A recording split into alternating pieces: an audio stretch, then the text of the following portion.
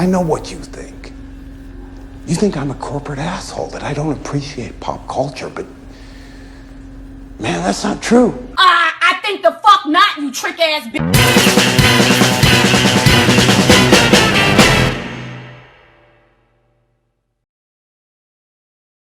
Why hello everyone, and here we are again. Another day, another video where you, dear viewer, listen to an Australian rant about things he has a mild disposition towards. To be frank, I do hope one day I can find the motivation to discuss something that is a tad more on the positive side. Because, believe it or not, it is not my intention to come off as someone who is inherently pessimistic. I just like ridiculing dumb shit. In the months leading up to Ready Player One's release, I was entirely expecting it to just be plain bad, for a lack of a better term. An adaptation of a novel which sole premise sounded like something you'd find on fanfiction.net, particularly due to its frequent and blatant references to pop culture. Really makes you wonder what the studio's intention was for greenlighting this masterpiece of fiction. It turned out as expected, if a little better than I had previously assumed. Now there are those probably thinking that I was simply writing off the movie from the very start, and yeah, that would be pretty much the case. I wasn't greatly appealed by the premise, which is essentially video game Willy Wonka creates a VR game, then dies and challenges everyone to find free super duper keys in order to win control over said game. Additionally, Steven Spielberg has not impressed me with anything he's made in God knows how long, so it's not like his involvement would have me rushing out to see it to begin with. Frankly speaking, I probably wouldn't even have cared all that much about it, if it hadn't been for one major problem, and that is the film's main selling point. Because, let's be honest, the only reason that anyone knows, and depending on your view, cares about this movie is because of its bloated overuse of pop culture, which would include things such as time-traveling incest, Team Fortress 2 but made solely for people with low IQs, Full Metal Diesel, Jack Nicholson and the attempted familicide, pregnancy, Asian people with motorcycles, Dunstan checks in, and so on and so forth.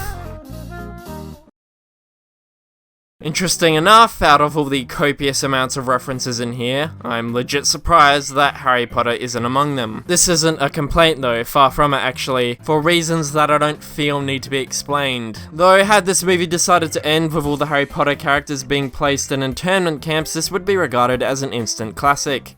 I'm getting off topic. Now, the reason I think using so much popular fiction as both a premise and a form of advertisement for your movie is an inherently terrible idea is something I will expand upon in due time. One of my biggest issues, however, boils down to the fact that I dislike that the movie needs outside material that other people have created in order to entice audiences into watching it, rather than on its own original material. In the interest of being honest, I do realize that the novel is mainly to blame for this, which I haven't read, but from what I gather, the film is a relatively faithful adaptation. Frankly, I'm not too well versed in the author's previous work, though the man himself, well, he's a bit of an interesting individual, to say the least. Vacuum-headed fuck bunnies. Don't worry, I'm not going to rag on this dude's weird sexual fetishes. I feel I've done that enough with certain galactic parties already. With that out of the way, let's dive straight into this dissection.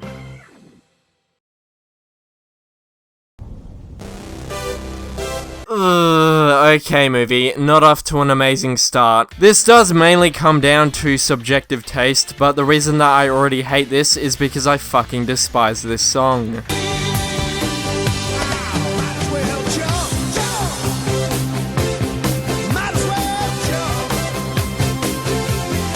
So we're greeted with this establishing shot that introduces both the film's world as well as its main protagonist, Wade. Wade Wienermeister here is about what you expect from your typical young adult protagonist. Being that he is skilled in practically nothing except for one specific thing, has minimal friends, has a severe case of dead parents, is made out to be far more important than he actually is, and somehow still has the ability to be sexually appealing to the opposite sex. Essentially, Wade is a loser. He is also a moron, and worst of all, he's boring. There is no element of him that is interesting, compelling, or endearing. We'll get into why that's the case in due time. We follow him over the course of the next 2 minutes or so until we reach our first noticeable problem with the movie. I was born in 2027.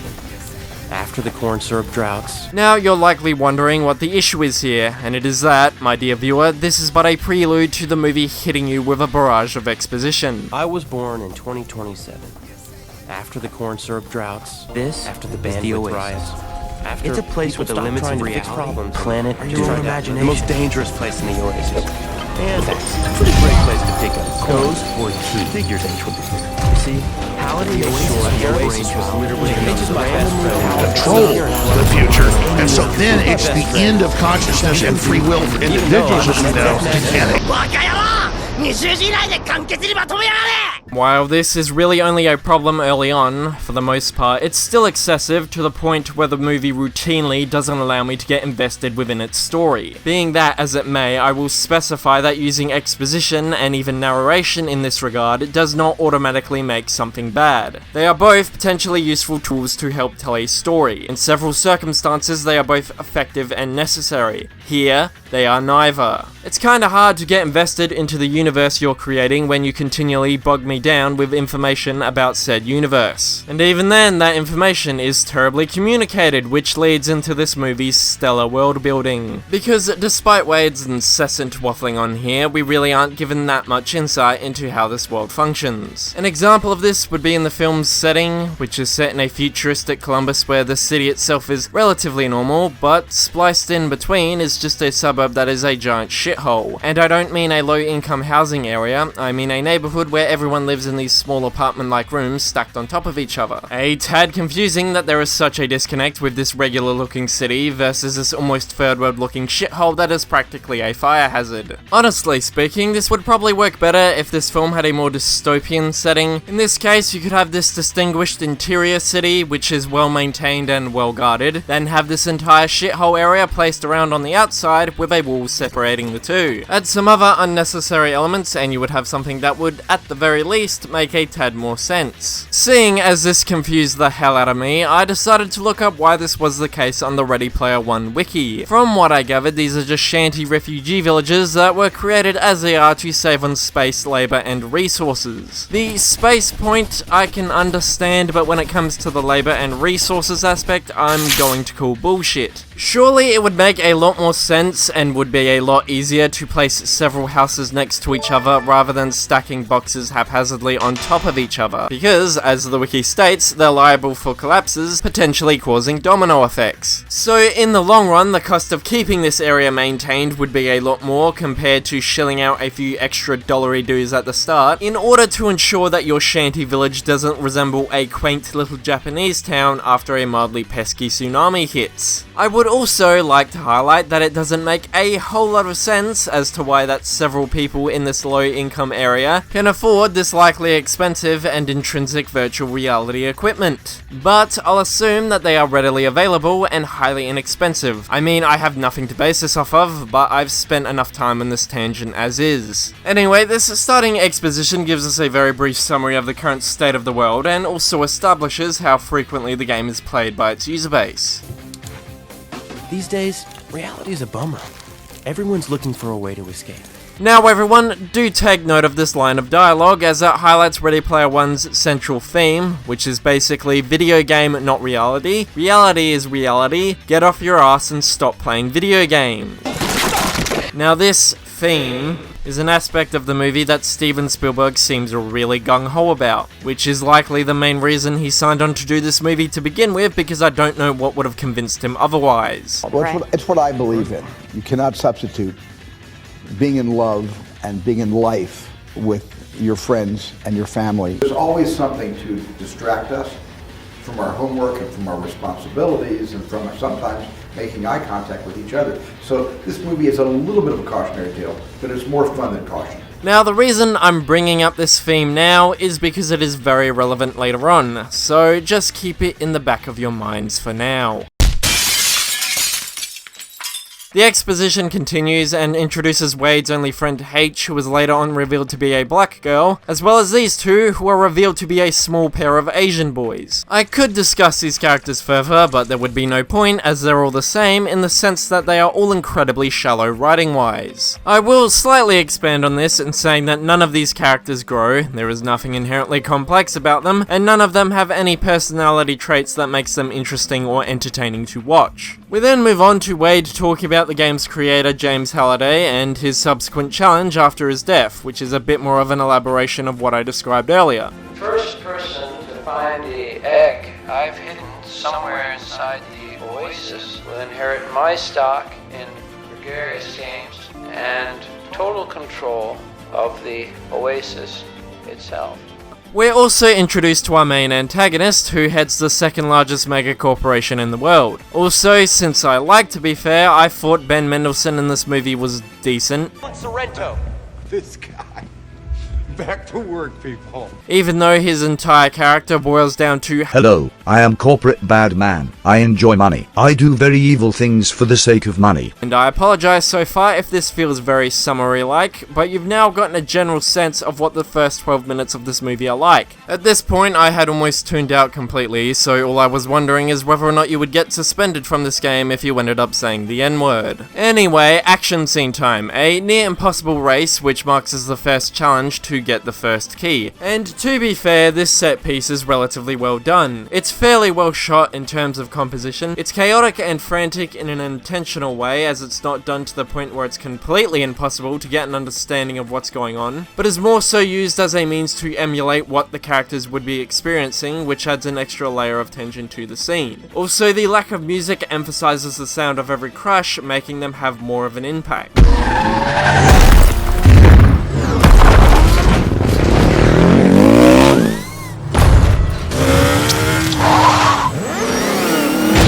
Which works as a solid attempt in trying to engross you more into what's happening on screen. It's just a shame that all of this is incredibly artificial. It's abundantly clear that everything here is fake, which may have been the intention as they're trying to make it look like a video game, but it comes off distracting at best. And because of this, the film's attempts at adding tension to the scene are diminished, and due to how noticeable the CGI is, it doesn't engross you in as it should. Not to mention that we really haven't been given enough information about Wade or what defines his motivations at this point, so why would we care if he were to be killed? Even if we were invested in him as a character, the stakes aren't all that high because, unlike in our universe, if you die in the game, you don't die in real life, so we know even if he gets killed, he'll be fine in the real world. There is a monetary risk for him that will be made evident in a scene later on, but it would still only provide relatively minor tension to the current situation. Also, I clapped when I saw a bunch of things I saw from other things, and things I haven't seen from other things. These don't add anything to the movie, and if they don't add anything,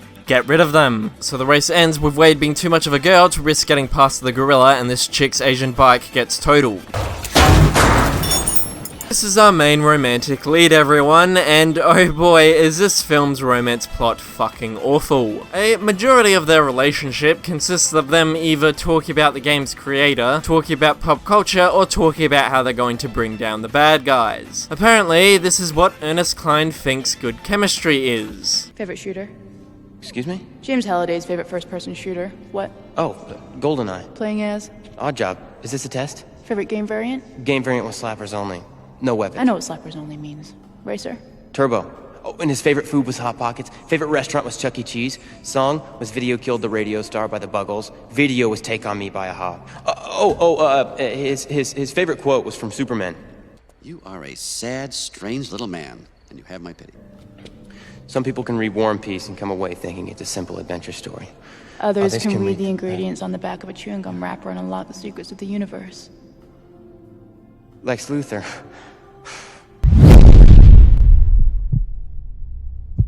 A woman, you better not leave me here.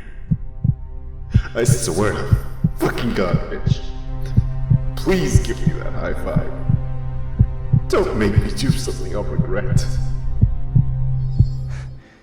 What would you do? I'll get you, bitch! I'm sorry, but this relationship is so unbearably forced that it makes me wonder how no one read this and thought it wasn't in need of a serious rewrite. Girl, who refers to herself as Artemis, calls out Wade for being a bitch. He tries to defend himself, but he flounders around and looks like a dumbass. I'll wave to you from the finish line. McFly. That went well. Fuck off! After getting yelled at for spending too much time on the Xbox, he's confronted by his aunt's stereotypical abusive boyfriend, who has a go at him for stealing his aunt's gloves. I zeroed out because of you broke-ass gloves. Who told you to use them? You took hers. And despite whispering, his aunt has supersonic hearing apparently, and it results in an argument that gets Wade knocked the fuck out. I only lost because of the bad gloves. Our house, our goddamn My boys house. were in that challenge. You couldn't have beat them in a boot suit. You noob. Give me something for the pain and let me die. Unfortunately, the blow did not break his jaw. Aunt breaks it up, chastises Wade for stealing her shit, and he has a bit of a cry. Should mention that neither of these two characters are in the rest of the movie, aside from one scene, which we'll get to, offer nothing interesting to the plot, nor are they interesting themselves. Point is that they offer nothing to this story, and like I said, if they don't provide anything to the story, they shouldn't be in here. Wade then goes to this virtual museum sort of thing to get a clue from Halliday's past, who Wade is a massive stand for. I actually think these scenes are sort of neat in their own way, mainly because they introduce Simon Pegg's character, and despite for how little he is in it, he does a decent job acting wise, and I appreciate that these scenes involve some sort of character exploration, which is severely lacking throughout the rest of the movie. The main issue here, however, comes down to presentation, as Halliday is presented as this deep intellectual mind who has this mysterious and fascinating past, which is particularly projected by Wade himself, who I'm pretty sure would steal his corpse in order to make some sort of weird shrine out of it. Escape your past.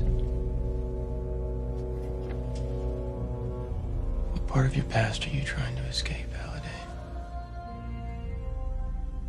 Issue is, in the movie, he doesn't come across as mysterious and interesting as they make him out to be. It's more so that this dude is just socially autistic and a bit eccentric. That's really it. And Karen Underwood. What'd you do?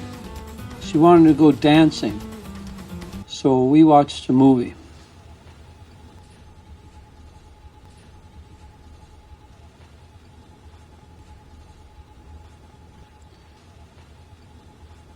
And? So I find it a tad weird that the movie tries to push him so hard as this intriguing individual, but that just really isn't the case. The inner machinations of my mind are an enigma.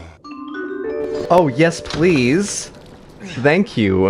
I'm gonna fucking kill my girlfriend. Regardless, Wade learns from this flashback that in order to win the race, you need to go backwards. Go back! 10 seconds! Why can't we go backwards for once? Backwards. Really fast. Fast as we can. Really put the pedal to the metal, you know? Well, that's a bit of a contrivance. Okay, you seriously mean to tell me that in all the time that this challenge has been made aware of, not one person decided to reverse just for the hell of it? You also mean to tell me that no one else had figured out this clue beforehand? Really? Also, quick question, though I can probably already guess what the answer is. What had prevented him from discovering this clue beforehand exactly? And how will you eat up my valuable search time today? Gregarious Games 2029 Office party, yes. You've only seen it 1,000 times. Why not go back? Obviously, he's exaggerating here, but this still suggests that he's seen it plenty of times to warrant this kind of response. So, how the fuck did you not figure this out sooner, especially due to how on the nose this line of dialogue is? This comes across as the film's attempt to make Wade out to be a far more important individual than he actually is. He's the first to crack the code. He's the first to beat the challenge after thousands upon thousands have tried and failed. He's at the top of the Oasis leaderboards which makes him a celebrity within the game's world, but also puts a massive target on his back as the Megacorp now sees him as their most significant threat. Big issue here is that none of this is remotely earned, which is why I call it an attempt due to the way Wade has been characterized thus far. The main thing that he has that allows him to stay ahead of the villains is that he is a massive fan of some dead dude, and is aware of a lot of pop culture, which is why I find this especially contrived. Again, you mean to tell me that this mega corporation, armed with a near limitless number of resources, who have dozens of people poring over not only this guy's entire life, but over every element of pop culture surrounding the game, are incapable of at least staying a few steps ahead of this one nobody who lives in this shitty little Jenga suburb. Now, this might have been acceptable to believe if Wade was some super smart gigabrain who decisively plans how to outsmart those who have a clear advantage over him. If that was the case, it might have been pretty cool to see how he could even the playing fields a little bit. Might have made for an actually interesting character even. However, that's pretty much out of the question, as we'll see shortly. Wade has a very minor case of serious brain damage. So Wade wins the race, gets the key, and gets an additional clue for the next challenge in the process. While this is happening, the Megacorp's board of directors are trying to figure out how to best stop Wade from winning the contest. Who is this Parzival, and how the hell is he winning? Well, here's a better question. Who cares? Their CEO, named Sorrento, goes to meet this video game hitman guy person. Also, this is a very small point, but one that I feel is entirely necessary. This dude is voiced by TJ Miller, and no, TJ Miller is a thing that should be a not thing. So note this down as an official public service announcement. Please stop making TJ Miller not a not thing. TJ here, in all his glorious and obnoxious mannerisms. To be honest, I have kind of a neck thing. It's like a carpal tunnel deal, but with your neck, if that's even a thing. So if you could just stand to your right, my right, your left. Is essentially contracted to get rid of Wade permanently. Speaking of which, Wade proceeds to start looking over the next clue while continually sucking off Halliday at every given moment. The girl from earlier now has an invested interest in Wade because I guess she has deemed him worthy of being a potential life partner. They head to the video library museum thing again, and we're treated to more backstory about Halliday, which explains how he was smitten with some woman, but he eventually got cucked by Simon Pegg's character. Also, we're treated to some more romance, where at no point in the scene do they talk about or learn more about each other. Fantastic. The curator and Wade make a bet with each other, with the latter saying that this video clip is the only one that mentions this woman. What we just saw is the only time she's ever mentioned. It makes no sense. She was an important part of both their lives. I'll bet you anything. All my coin. And as it turns out, he ends up being right. I lose. A bet is a bet. Oh, wow. A quarter. I'll give credit here and say that I didn't really think much of this scene, so when this coin is used later on as a sort of extra life token, I thought it was a kind of subtle way to reincorporate it into the story. Granted, I was steadily becoming more and more frustrated with the film at this point, so perhaps I didn't notice this because of how irritated I was becoming, but I'm willing to throw the movie a bone. Artemis then mentions she has an idea and they make plans to meet later on. After finally getting a chance to get the succulent taste of a GF burger, Wade becomes enamored with her, much to the criticism of his friend. Have you considered that Artemis could be using you? Hey, dude, she's giving me a clue. Maybe I'm the one using her. And Wade, seriously, no matter how many times this gets hammered into his thick skull, just doesn't get it. See, you gotta be more careful about who you meet in the Oasis. H, Artemis gets me. She'll get my outfit. There's just this connection. Bruh. I mean, sometimes we even... Finish each other's sentences? Yeah! We have that. Now, to the 12 people who actually enjoyed this movie, who are currently rushing to its defense saying that Wade being an idiot is a part of his character arc, I'm going to tell you outright why this is retarded. And listen, I get it. A character acting illogical is understandable if it is a part of their character, whether it be to their own sense of hubris, greed, devotion, guilt, and so on. That isn't the problem. The problem is, as I've previously mentioned, is when the character's actions are convenient, contradictive, and contrived. I seriously do not buy this relationship, and I seriously doubt that most people who saw this movie bought this relationship. Him being so adamant about her understanding him when they know so little about each other should be completely evident to that being the case. Because, dipshit, finishing a quote from a well-known movie does not mean she understands you. I find it a massive stretch to say that the reason he is acting so illogically is because he genuinely has feelings for this girl. Now, if he was a complete and utter dumbass, this could also be acceptable, yet he acts competent enough whenever the plot needs him to. Him being an idiot is completely forced, and in the following scene, he reaches the apex of his sheer retardation. She could actually be a 300-pound dude who lives in his mama's basement in suburban Detroit. And her name is Chuck. Think about that. Him and Artemis go to this club place where they suspect the next key is located. We're treated to several minutes of tedious blue balling while TJ Miller hides in the corner of the club trying to avoid the sexual assault allegations against him. This scene is borderline pointless because they accomplish absolutely nothing here. Hell, for the majority of the time they aren't even doing what they set out to do. And then we reach this delightful scene. I've been thinking, maybe it'd be cool if we met up in the real world. Nah, you'd be disappointed. No, I wouldn't. My name's Wade. What? Wow! Wow, that's incredible! You don't know me.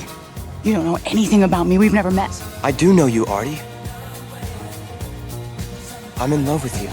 You have autism. I think it should be pretty self-explanatory as to why this is fucking retarded. This is their third encounter with each other. They've spent maybe 2 hours in each other's company, if that. This complete lack of critical thinking is especially egregious because the only reason he does this is because it allows the villains to completely fuck him over later on. The movie tries to convince you that this is all for character reasons, but it's solely done to force the plot forward. I'm sorry, but this is probably just me, but I have a very low tolerance for stupid people, so everything about this scene was incredibly frustrating. This honestly makes the race scene far less contrived in comparison. Suddenly, the antagonists attack, which results in a quick action scene as the two of them escape.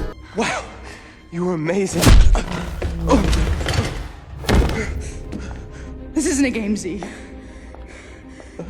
I'm doing this to stop IOI.